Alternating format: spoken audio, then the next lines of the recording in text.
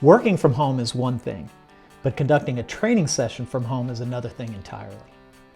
I've seen instructors who are terrific in person become ineffective without even realizing it when conducting an online or virtual class.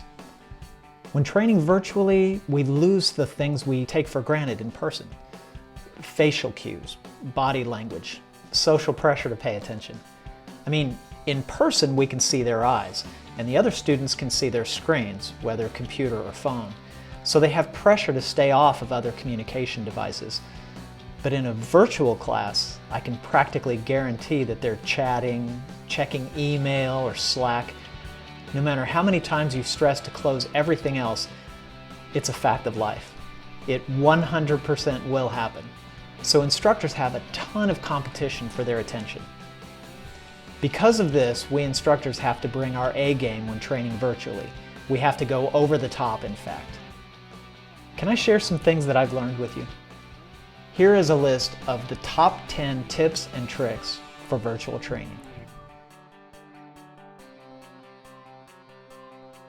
Stand up to teach. You'd never teach from a sitting position if you were in person, so maybe you shouldn't do it when you're on camera. Standing up conveys respect to the audience. There's more energy that's communicated when you stand up.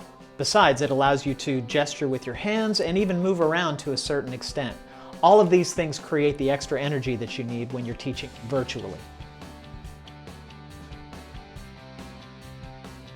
Position your camera at eye height. After all, what looks better, this or this? These two goals seem to be at odds with one another, but you can accomplish both if you buy or make a good standing desk like I have here.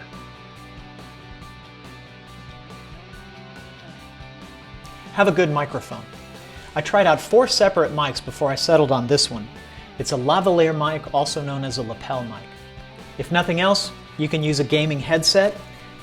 It may look less professional and it is kind of uncomfortable, but it's way better than the mic that's built into your laptop. Try to reduce the echo. People on a computer at home often sound like they're on a computer at home because of the natural echo that's in the room. I may be being a little bit extra here, but I invested in acoustic paneling off camera. I also have curtains over the windows outside and to the French doors behind me. They also help to absorb sound bounce. Use a wired, not Wi-Fi connection. I moved the router into my studio and am connected directly to it by wire so that I'm not competing with any of the Wi-Fi traffic that's around. This will help to ensure you have a solid connection when you're training.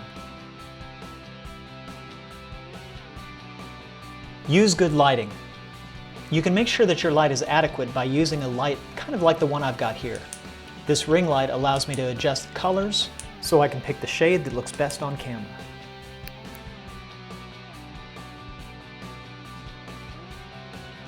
Get a second monitor and have that monitor dedicated to running the class. The software that you use for your meeting will allow you to see who is talking while the students are asking questions, or you can share your monitor.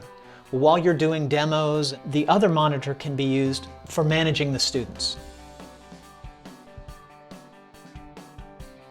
Do your best to eliminate distractions. There's nothing less professional than being in the middle. Hey Dad, may I please play some video games? Dude, you know I'm recording, right? Hi.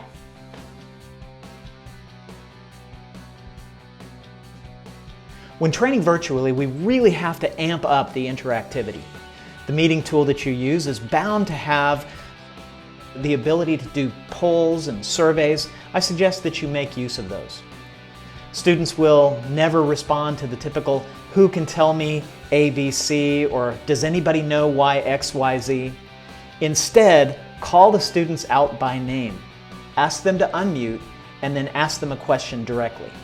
Specify that in labs, all questions should be asked publicly so that everyone gets the benefit of the answer.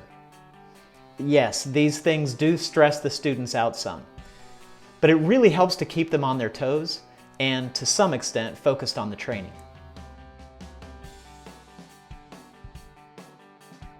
Okay, last tip. Contact me. If there's anything that I can do to help your virtual training business, please don't hesitate.